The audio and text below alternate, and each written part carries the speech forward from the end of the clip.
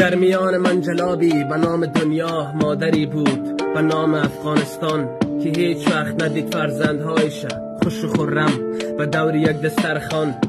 اجنبی ها به یک صدا می نواختند گیتاری به اسم کلاش کلگی، دست به دعا که خدا بزرگ است ولی حتی خدا هم معجزه‌ای نداشت. مرمیای تانکا و مرمیای راکت و مثل باران بر روی خانه ها بود. قلب های سراسیمه به فکر مردن، شادی دور دور سوی ناکجا بود.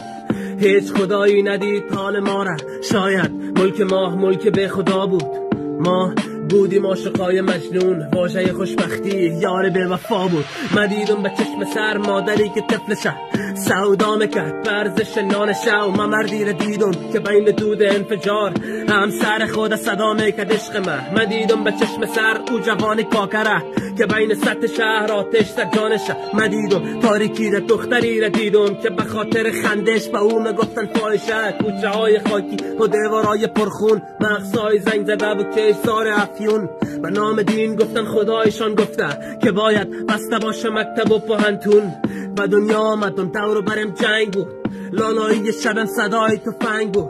هرچی قصه بود با من هماهنگ بود، هرچی قسنگ بود در پای لنگ بود. هموطن نکن نسل جدید خراب، سم تفرقه را با او نکن تزریق. هموطن ما و تو هم خدا داریم، شاید روز خوب ما هم باشه نزدیک. دست ما بگیر بریم سمت بامیان، سال از نزدیک ببینیم. دست ما بگیر بریم سمت پنشیر، دست جمعی در پنشیر بشینیم. استشمام نکنه بینی بوی جنگه، بریم ملای گل سرخ مزار. به نام قوم و قومیت چیزی نباشه، بچشیم شیرینی انار قندهار. بدون هراسی دست یار بگیریم، سرسبزی فصل بهار را ببینیم. با هم سر یک دسترخوان بشینیم، امید از رنگ صلح باز هم ببینیم.